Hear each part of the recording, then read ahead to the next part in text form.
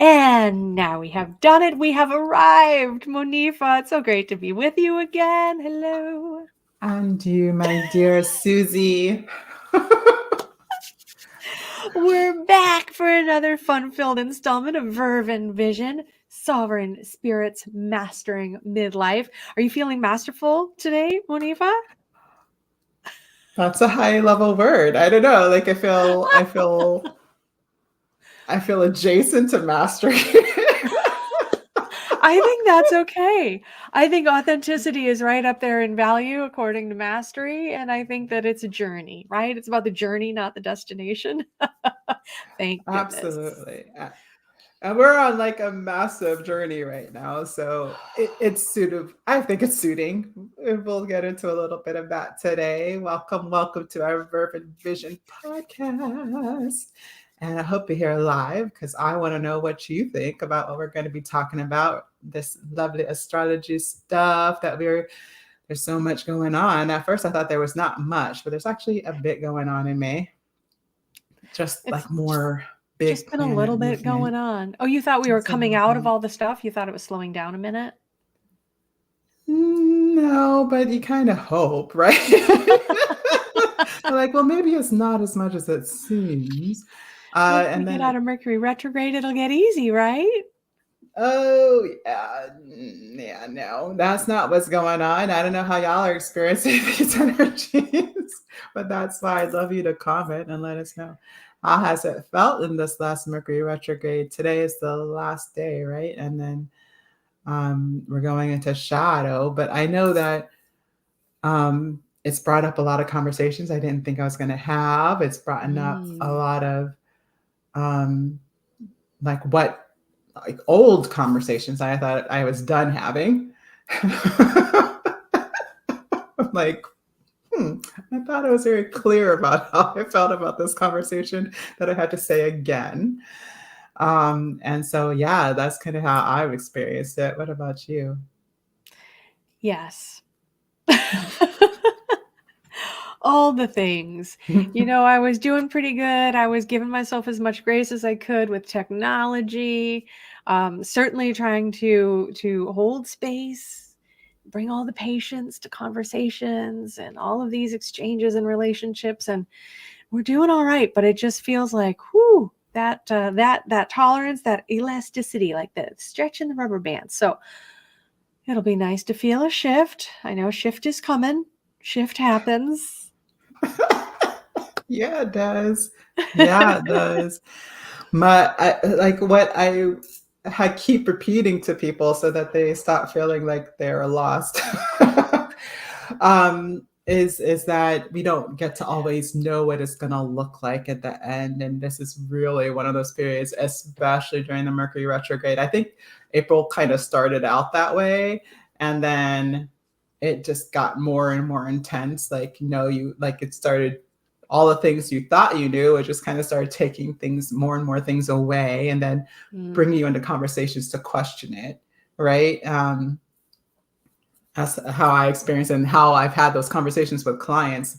So May is kind of what did you learn about that?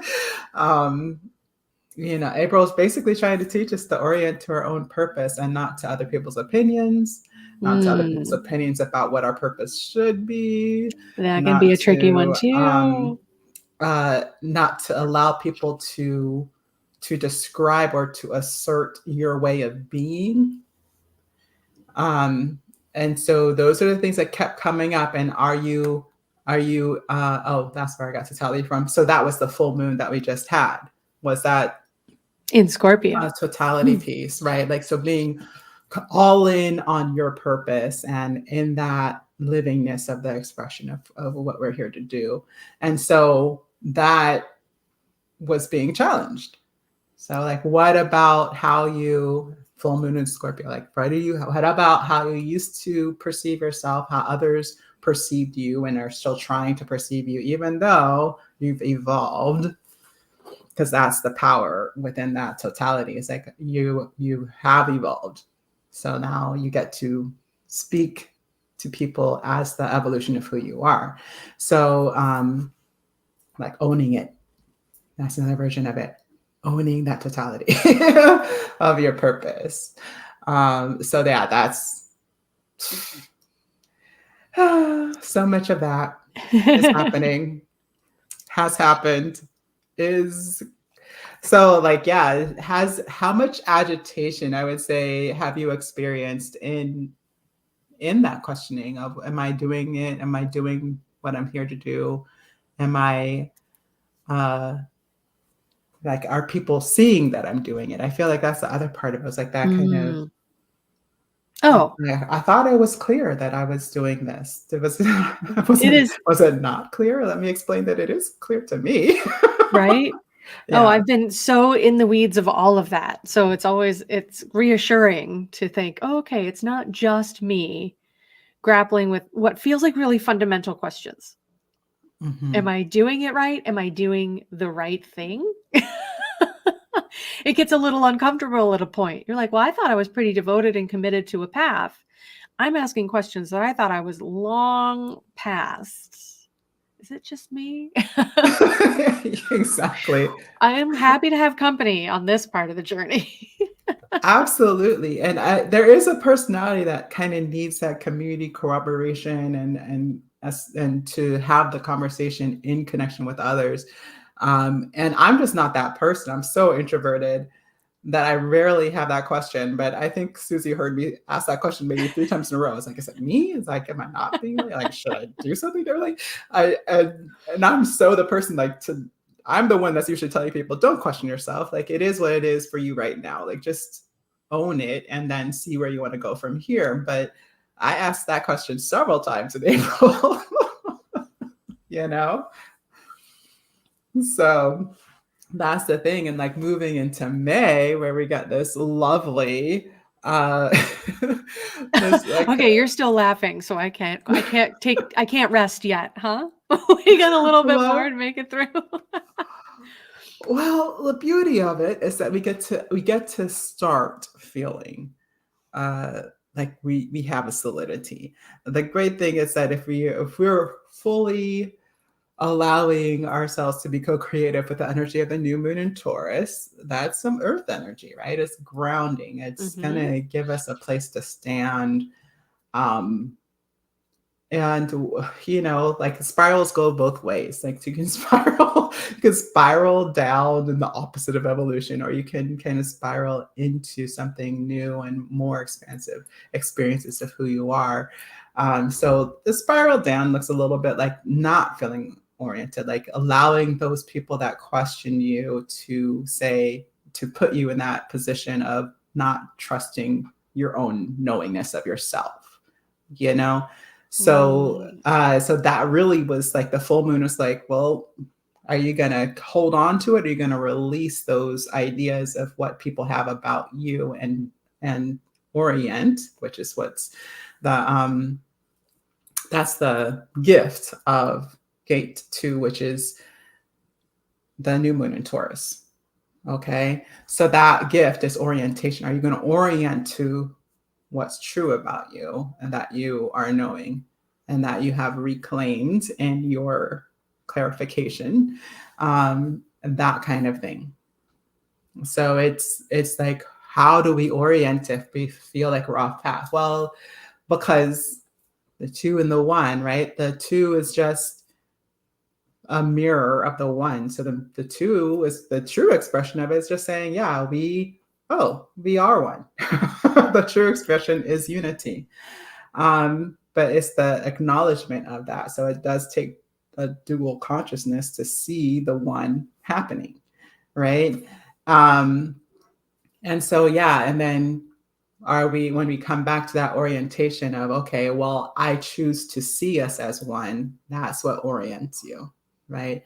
Instead of I see that I am seeing what I'm not or what people are perceiving that I have to clarify, I'm going to see me as the one and in my expression of that one. So back to this purpose and my energetic reality. And that echoes also in the 34, weirdly enough, because they're not connected in any other way. Because for people who know, there's like programming partners and there's channel partners, and so there's different ways they can be connected, and these are not. They're like they're not connected in that way, but we get this assertion of like that your energy is you. Your energy is you. Your energy is power, which is so hilarious because it, I mean, I've already written the note, but I hadn't. Sometimes you just don't think things through. And I was just Too saying busy this lifing. to a client this morning, and I was just like, but that's true. It's like people are afraid of power. They're saying power corrupts or all this kind of thing. And I'm like, well, power is energy. Energy is power. God is power, if you want to talk about corruption. Like, I mean, you have to recognize that that's the truth of power, is that power can be used for good or evil. Like, that's the truth. So how we orient to power and our own power is basically, are we in denial of that source? To me, God, source, universe, power. Are we in orientation to that, or are we denying it or making it separate or make it something for somebody else? Because when we abscond that and we just like, or let somebody abscond with it, like we just throw it out the door, then now we're letting anybody have that power, and that usually means power over us, making our decisions for us, and telling us what the right thing is for us. So irritated with like people's like, no, like, okay, maybe you have an answer, but that doesn't mean you have my answer. And are we asking ourselves those questions? So we get into our book of what we're going to be talking about for this month. We're very excited. And as we were going over our notes, getting ourselves together for today's show, we're like, isn't it fascinating that this is the book that we thought was important to talk about right now? Because it keeps reflecting back to the energies that we are in and the lessons that we are living while we are busy lifing. It's all coming back together. And as you're talking, I keep going back to the one and then two, the duality, where we see ourselves, we see the opposites, which are really just parts of the whole. And it keeps, right, the yin and the yang. That wheel just keeps turning. We keep leaning into it, thinking we're going to move through something and we're into the next stage or find clarity. And then we're back in the mess before we achieve that clarity we think we're looking for. Like it is just moving. The energies are moving for sure. But I love that like exploring that even between, in two, it can be rolling right along. Yeah, I think it's part of it, the fact that we want to keep those things separate, even of itself, is another mirroring of that duality of like self-exploration as opposed to doing the work like that. We keep wanting to separate those things. And again, and there's something the book brings up is that there is no separation of those things. And when we do, we're creating like a false truth of like how we can engage with our work. And so, yeah, so that it's so true that we keep wanting to like put things in their categories and make it mean this thing that's static and it's just going to be that truth forever and ever. Yeah. In pursuit of that fairy tale finish line. Get this sorted and it's going to stay nice and tidy and organized, and all the questions will have answers and all of the answers will be correct all time. Yeah, that's one of my notes on that, is like just to be right, like that high calling of being right about what our theories are. And we push ourselves to be right, but then there's also that big societal pressure to be right, to do the right thing, to make the right choice, to make the right commitment. I'm so excited to dig into our book. We're going to be getting there, but it's already permeating our conversation, as you can tell. Absolutely. Yeah. So like, cause it brings us back to like kind of the circumstances that even brought it up. Like this book came out of nowhere. It wasn't on our list. It wasn't Like, and I had just heard about it and I was like, yeah, I'll probably read it. I haven't even been moved to the definitely reading. It's in the order yet.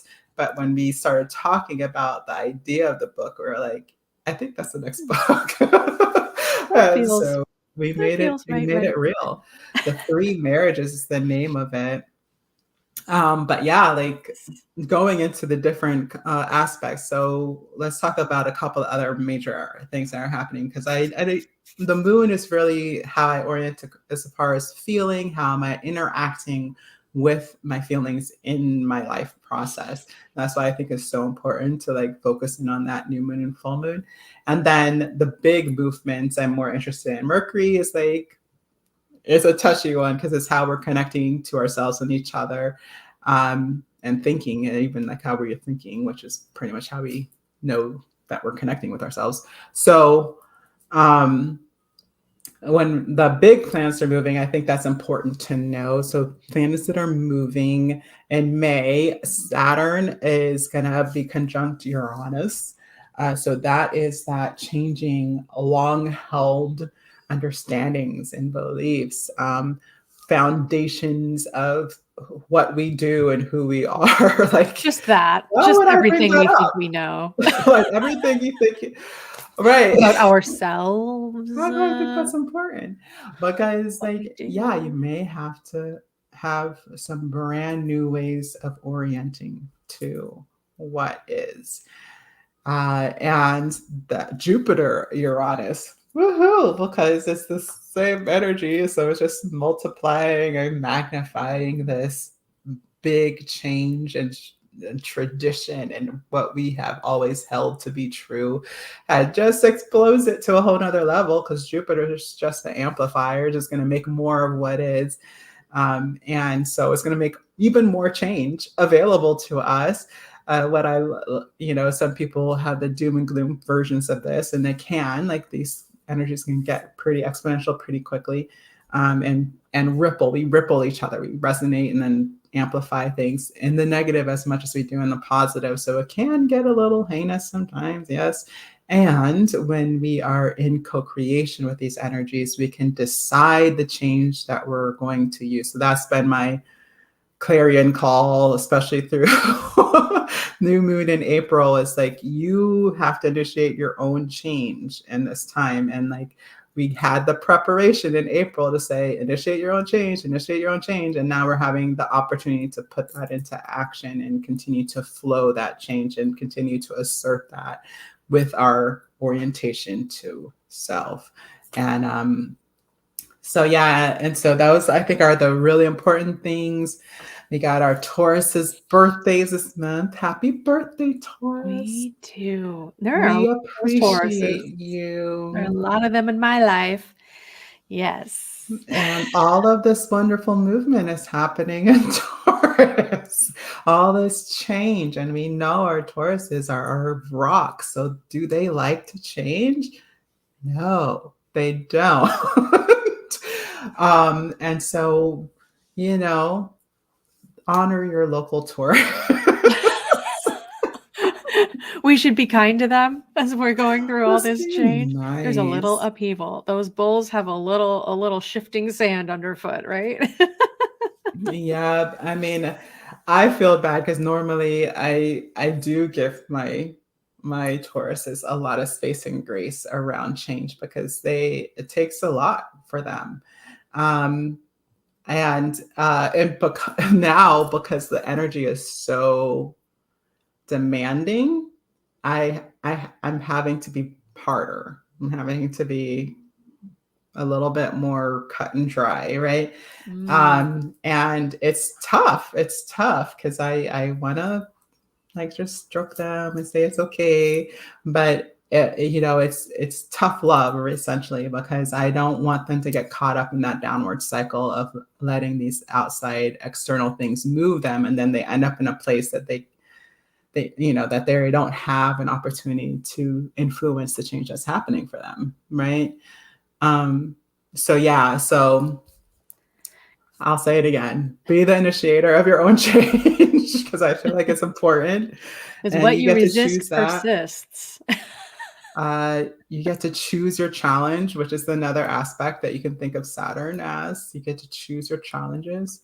So if you already know that your challenge is to be in your purpose, then that's choose it and face it, right? And then it will show up less in other ways. And then we can take all that powerful movement from Jupiter and really make some lasting and shifting, like lasting because it's Taurus, not Earth energy, and big shifts that will move us forward and what it looks like to be in action on our purpose, you know? What's the book? What's the book? Says Pat. Let me show you, Pat. Here it is. Here's a preview we're going to be digging into. And I think, Monifa, as you're saying, you know, if we choose what we want to address, if we choose how we're going to step into change, because life is demanding a lot of change over however much time you want to measure. The last decade, the last 4 years, this year itself, change seems to be the new normal, right? And the more what you resist persists. If you dig in your heels and you're like, I don't want that change, it is going to come up and tap you on the other shoulder. Whereas if you choose to recommit to what you have clarity on and then embrace some flexibility, I think that's going to make it a little easier, right? Like flexibility, fluidity, along with holding on to that clarity that we have gained. We don't have to give it all up just because everything seems to be moving around us. We can carry that through with us. I mean, the one thing we can count on is change, right? Well, and that's my point. That's my point. That's why I felt like, you know, at minimum, we want to know what it feels like to live through those changes, to what is going to mean when we hit the threshold that change is inevitable, so that we can allow for it, which is the word for Karen Curry Parker's word for two, allowing. Yeah. Yeah, because if we, you know, it's happening anyways, we allow it. And then like who we be is happening anyways. We might as well just allow ourselves to be ourselves. And then that commitment piece, right? Bring us back to the 3 marriages, which is the book. Like, what are we committing ourselves to? How are we choosing those commitments? And what prioritization are we orienting to those commitments that feels true to our purpose and self ultimately? It's a really good book. Are you ready to move on to the book? We should dig into that. We should dig into that. Absolutely. Yes, Pat, the book that we are reading right now, we are making our way through it. We are getting ready for our book club meeting a week from today, next Thursday. We are going to go deep into the 3 marriages written by David Whyte. David Whyte. He's a poet. He's an extraordinary writer, a thinker. He's deeply curious about this earth that we live in and the 3 marriages. Tell us about those, Monifa. What is he talking about? He's talking about the marriages to what we fall in love with. I love the way he talks about this, what we fall in love with over the course of our experiences, how we sense, what we experience in our lives, and how our first love is that aha of who we are, like what feels true for us, and what we like. He later describes it in a book as coming home, as like coming back to ourselves, and essentially what that feels like to come back to what was just clearly true from the beginning when we're children. And for him was playing in the moors. I'm kidding. I don't know. Scotland, I think. So I just assuming there's moors in the book. So I think they had an impact.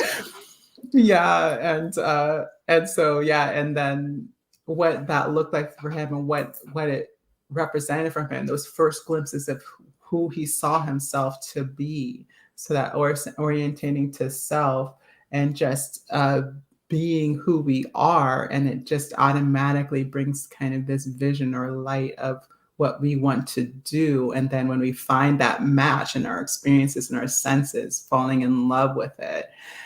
So for him, that's the writing and and just creating, really, because some of his first mentors are just artists that not necessarily writers.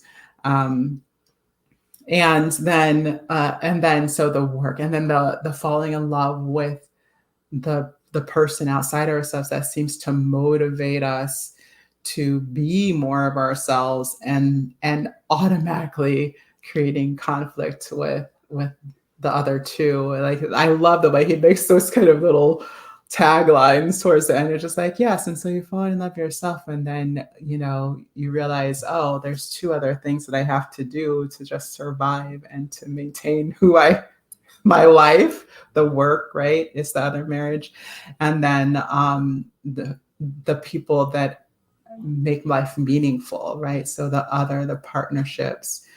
So that's the three marriages: ourself, our work, and the other. So yeah, so it's It a is. lot of yumminess. It is. It's really beautiful examination of what we commit to, and I just love how, as he's exploring, why is it so difficult to have clarity and a healthy relationship with ourselves? We would think that would be something we can master, and yet throughout time and throughout the works of amazing writers that he calls in throughout the course of his book. So if you love reading, you're going to love reading his book, because he brings in all of these beautiful other stories: Robert Louis Stevenson, Emily Dickinson, Jane Austen.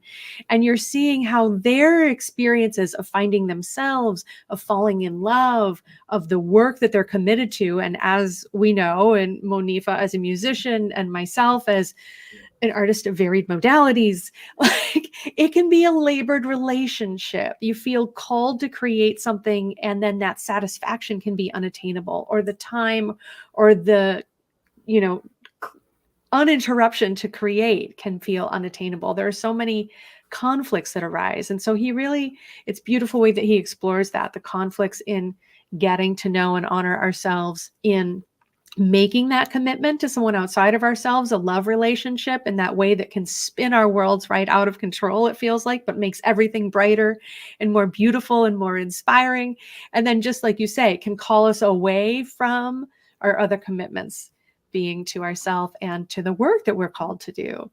And personally, I felt a little confronted, and I'm feeling a little reassured as I'm moving through the book, when he says early on, ideally, there's some kind of spark that happens when we're very young. There's some kind of clarity or connection that draws us down a path. We feel like this is what we're called to do. And as somebody who's done many different things, I was like, oh, so I messed that up. Is that what you have to say? What are you talking about, David? What are you trying to say? What are you trying to say? There's a lot more to get. Even at that point, he talks about sometimes life experiences push you away from something and give you the clarity to commit to something else. And it does have that tendency to evolve, to get clarity, to mature, to change based on who you are and what you have the capacity to do.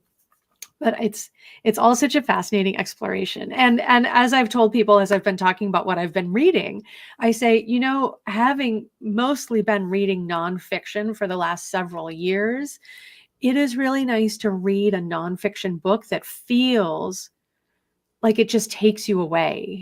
His ability to write and to create story about something that's really a lot of personal self-examination kind of takes the rough corners off of it. Yeah, it was a pleasure. Like, it's just good writing, good storytelling, and letting those stories take you on a journey without being so mentally analytical. And yeah, so I think it does. It gives us a nice balance of trying to figure out where we're going, to like just listening in to let the story unfold for us. So it puts you in a beautiful space to be open when he comes back around to those. What are those true questions for ourselves? Oh. And yeah. And that was something we wanted to dig into. So what does he have to say about that? The questions that we ask ourselves. Yeah, like what I wrote what I wrote down in my notes is ask your own questions. I think he says it at least twice, but it was in different ways. And so, yeah, it just, whew, it blew my mind, because what I've been really into this last few years is finding great questions. Like, wow, that's a great question. I'm totally taking that one, right? It's easy to let other great thinkers do the thinking for us. Yes. Oh, that's so brilliant. I want to ponder that. Oh, maybe I should dig into that. That seems really important. And we get Yeah. farther and farther away from ourselves. Yeah. And what I loved is that he talks about, what is it? I can't remember, like, about Rilke's, I think, Rilke is, I think, how he pronounces it. That he had these questions that he was trying to, well, he wasn't looking for them. So his mentor was trying to get him to ask them, right? But of course, he was looking to the mentor to tell me, what should I be doing or asking or knowing, right? And the mentor was like, no, go look at some animals at the zoo, and then tell me what you see, right? And so, and because of this interaction, in the experience, he recognizes himself and what the availability and the possibility is for himself in a bigger way, because of what he was attracted to, which was a tiger panther in the museum, in the zoo. In the zoo. Now I'm lost. I Maybe knew say that there energies was are still that or swirling something. because But yeah, so it was really powerful, because it's true. Like, so often we want people to just give us the answer, just tell me where I'm going, and what we were just talking about, right? And he's just like, yeah, no, have your own experience and ask your own questions about what does that experience mean to you. It's really powerful, really it is. powerful. It is, because it's so true. We do fall into that trap of giving away our authority. That's one of the reasons I'm passionate about helping people with stress and recovering their health, is because we feel like we've given our power away to the people who know more than us. They're better trained. And so we should just trust them. And when we reclaim that and kick our curiosity back into play, I mean, that's when I feel like our true potential can actually be released. Otherwise, we're just trying to fit in and follow along and follow this syllabus.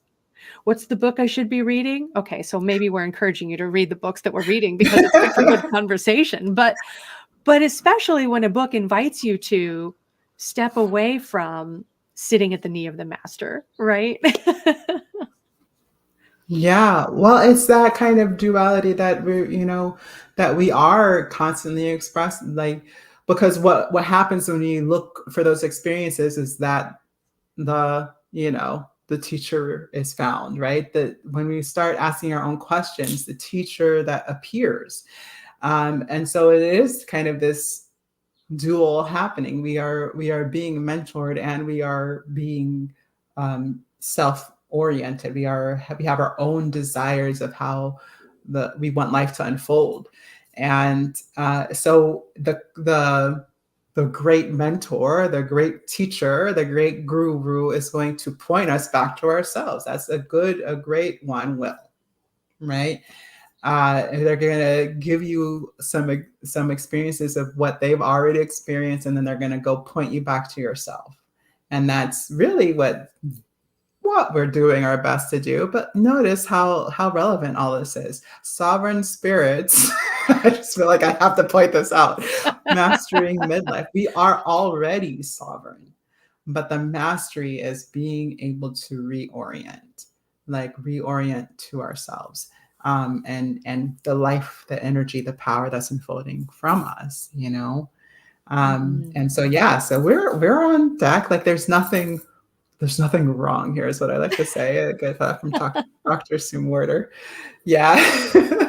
Let's talk about balance. How did you feel about the balance as a possibility?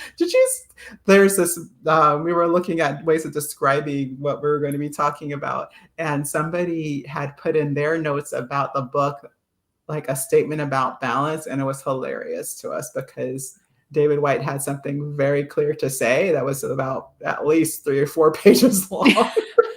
about why balance is not a real concept. Yes, yes, I love it. And it's such a triggering concept, right? And it's one that I've gone back and forth with. I always declare, well, balance isn't, again, a fixed point, a finish line. I like the picture of the teeter totter, and it's over here and then it's over here. But he really brings the case, and I appreciate it because I mean, when have you considered, first of all, that your relationship with yourself is a commitment, that it is a marriage, that the relationship we have with our work is another commitment or a marriage, right? So when we start to look at it through this lens of what those agreements that we have made mean, and then he says balance and goes on. But I really like the idea that we can reframe that to be a marriage of these marriages. Like if every marriage, if every commitment is an ongoing relationship that has shape, and these three completely unique but very deeply intertwined aspects of our lives, it's like, well, of course. Yeah. Like they get to play with each other is how I think of it, right? And yeah, but like I do want to, I don't know where it is directly in the information, but yeah, that reference point for me is like kind of how he talks about that enlightenment from self and within as a child and what first draws your eye. And I think that's where we get a little lost because if we think that the only orientation to that light is our path of work, then we've already dropped into this other relationship that is not necessarily available. So what we're really looking for is just those things that light us up, the things that are lighting us up in that childhood. And some of us they're varied, right? And then like recognizing that that's that first understanding of light within self. And then when we are looking at the other two, those are external marriages. Those are things that are happening outside of ourselves, things that we have to act out into the world to experience and work with. So yeah, and that work life as one of those first separations and the first falling in love of what we want to continue to know and experience and do more of and learn and grow in. And then we meet the second external other, and it's already in direct conflict of that first love and the first external love, right? So that creates this already challenged dichotomy. What's so fun about this for me, folks, I'm sorry, I have to mention, Western Western chart of astrology has home, which is essentially where your partner ends up being, is in the home, right? And then it has the career, right? In And those are opposition. complete oppositions. They're a complete opposition of yourself, of the wheel. And so already there's kind of this thousands of years of wisdom saying that yes, having a love outside of the home is going to create tension, challenge, opposition. And so it's already starting that conversation. How are we orienting to that? What does that mean? That third, so if we talk about threes, if we divide the wheel up into three, we've got like kind of the outward facing self. We have the career, and then we have the how we are being in relationship to others and acting in the world. Right? So that's on that side of the wheel, right? And so that when we divide those up into those three sections, then we are also talking about this work, the other, and the self. And it's very much, it's so fun to me because like it's already teaching us about what life is like, and that we are going to have to figure out how these things are working together.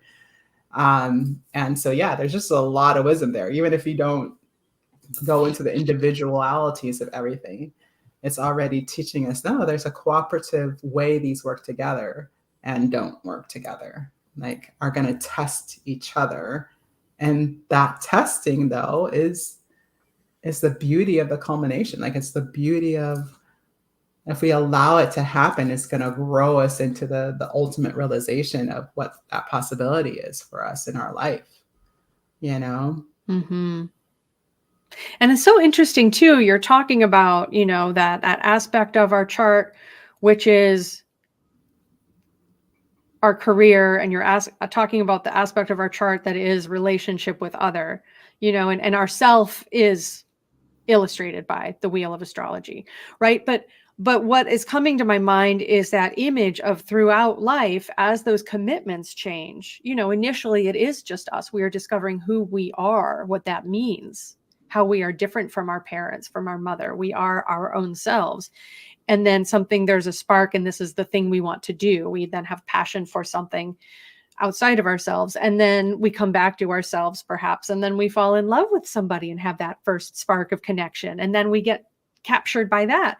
It seems to me like throughout life, through these commitments that interweave and change in importance, the commitment to ourself is one that tends to get overwritten the most often, because the others can really command our attention. Love captures us whether we're ready for it to or not. Work captures us because we got to keep warm and dry and fed. And then, self sometimes takes a back seat. So again, like bringing that back into the conversation and recognizing it needs to have the place on the wheel. It can't just be waiting for the opportunity to present itself.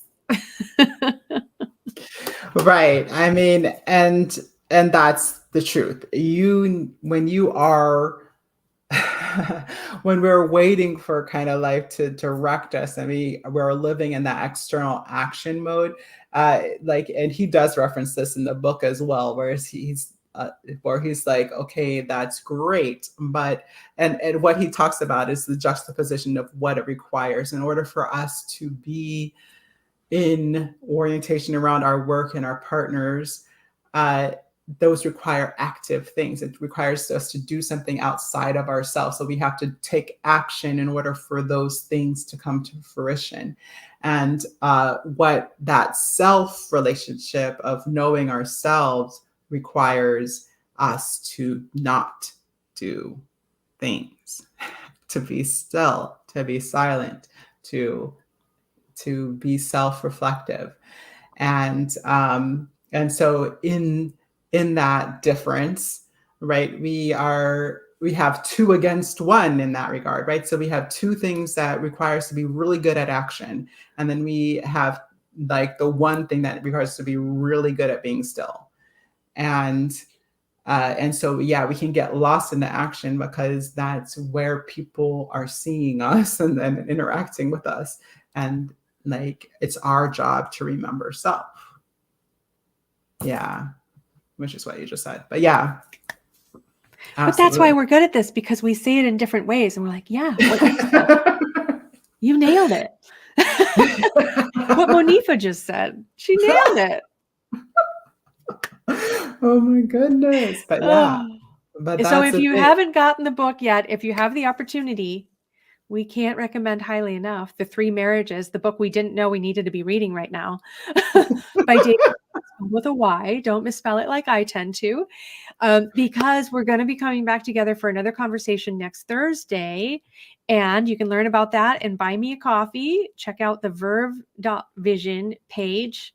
We'd love to have you as part of our conversation. You can get the details, the Zoom link there.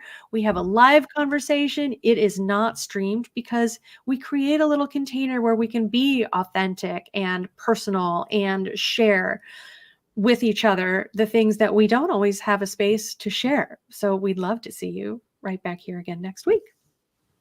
Fabulous. Yeah, it is an audiobook as well. That's how I read most of the books. Does the author read the audiobook? Wants to out me. Yes. That's why I was so clear that he was probably raised in Scotland, because he has an accent. Yes. Yeah. I love it. I mean, I've always loved stories of the Isles, and his own stories of the Highlands and England. And then of course the writers, Yeats, and plenty of historical figures to call on from there.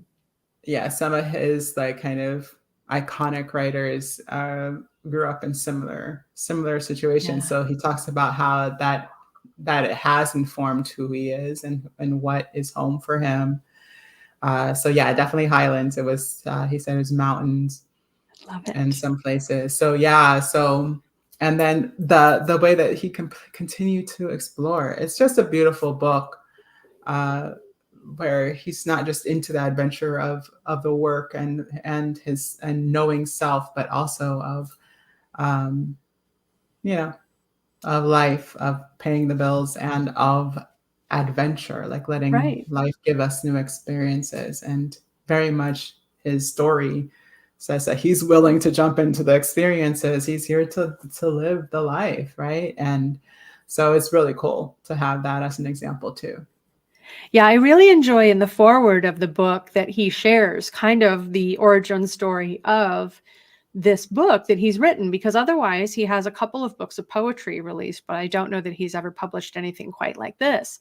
But he does have quite a few speaking engagements, and he shares the story of how he was hired to work with a business. He had been working with these teams over the course of an entire week, and everyone was really getting so much out of what he was sharing with them, and he wanted to bring something new, and his wife was going to be in the audience. And we know that our beloveds can be our best and toughest critics.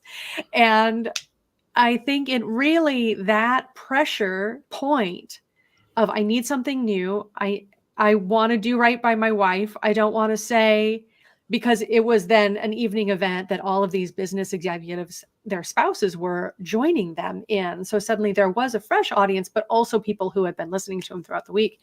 And he knew that she would, of course, say he did a lovely job, but the real opinion he wanted to be also favorable.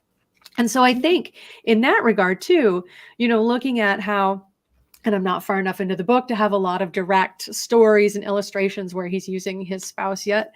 But to have that as an impetus, right? That relationship, that commitment to want to do right by it in doing good work in honoring ourselves. So I appreciate hearing from somebody who's living the process of exploring all of these questions that he's inviting us to have, while at the same time encouraging us to ask our own questions. Let us not forget. I have some good questions, but you might have some better ones. So let's dig in together, right? Yeah. Yeah, that was a great story too. I don't know, I probably shouldn't give it away, but like, yeah, he was basically hiding because he was trying to figure out what he was going to talk about. And I just love that so much because like he said, like he said, he had very successful talks over the course of the week with the first audience. And so he wanted to make it as good, right? And then the extra pressure of his wife. Well, she's already heard half of this stuff, right?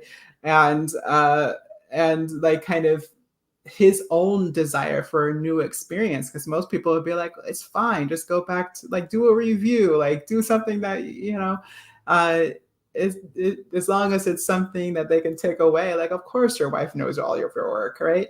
Um, and that's most people would settle for that, but he was like he was so sure that he wanted something different. That's something that was very interesting to me.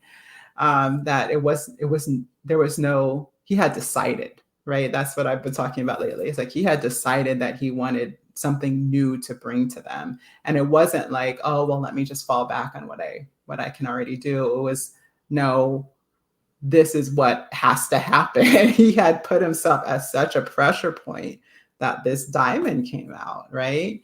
It's so fun. So fun. It's And so that true. reminds me too of what I hear you sharing in your programs and what you share with your studio clients, in that practicing in order to achieve perfection is not the goal. If it is, you need to be not in Monifa's studio. Spoiler alert. Exactly. But instead of that perfect product, what we can achieve is really perfection in the process. And when we align our intention and our attention and the spirit with the message that we want to move out, that is when the diamond is produced. And it might be a little bit rough. You might see some room for edits, But I guarantee you that anybody who is there to witness this product is going to be more captivated by the most studio perfect production that they could be sitting and receiving, right? Because it's that experience that then they're invited to be witness to that's so much more magnetic and inspiring, I think. Yeah, well, it's like seeing a baby born. You know, when you get to be at the moment where inspiration becomes truth, like that truth of that moment, like it's fun stuff. This is why live performance will always reign. This is because to be there in the moment that it happened, so that instant where it could have been anything, but it was instead a diamond. Like it was that, and you were there for it. I was there when it happened, right? It's the biggest credit in the of everything, because if you look at our big movers and even in our field of coaching and all this kind of thing, our big movers are there for the moments. They were there when Susie Q had the download that this is the workshop that would shift 1,000 people, and it did. Like, and when they can tell that story, it's like, oh my God, you were there. So you must, like, and it is true. Like that synchronicity will birth other synchronicities, and it creates this kind of, that's what we're all looking for, that flow and that what do you call it? Like when the snowball runs Yeah, downhill, is like picking up momentum, that kind of thing. momentum. Yeah. Yeah. Yes. Good Oh, stuff. you can tell we're loving the book. I do think it's divinely timed in, exploring the change that we're facing, the different directions we're pulled in. Pat has it on audio. That's great. We know Pat's going to be listening this week. We hope that you can steal away and join us next week when we get to dig in. Um, and just being authentic, asking our own questions, exploring our own commitments to ourselves, to our loves, to the things that we love to do. I hope we'll see you back here next week. Yeah. See you back here next week. We're gonna talk about how are you living that courtship of your own work and being a self and with your other, Mm, and what does that look like for you, and how can one feed each other, and in what ways do we get to orient so that we are allowing all of them to have their turn as well, which is how we truly want to work in that opposition. And then in that triad relationship is really about like how can we turn the opposition into something that is going to be the wheel that turns the other marriage, right? mm. um and so yeah, let's talk about it, and let's see how we can help each other see that within ourselves. Yep. So join us next week. We'd love to have you check out our Buy Me a Coffee page for information and watch for updates when we find out what book we're reading next month. It seems to be a surprise for us all. Hey, Yes. life keeps unfolding. Life keeps on lifing, and we're enjoying the ride. Thank you, Monifa, for hopping on with me today. It's always a joy to play with you. Always, always, always, always, my dear Susie. Thank you. And thank you so much for watching, and Pat for joining in. And yes, keep telling us about how it's going for you, what's coming up over these changes of astrology, and how we can help you apply your 3 marriages coming up Yes. next week. Yep. We'll see you back here soon. Take care. Ta ta.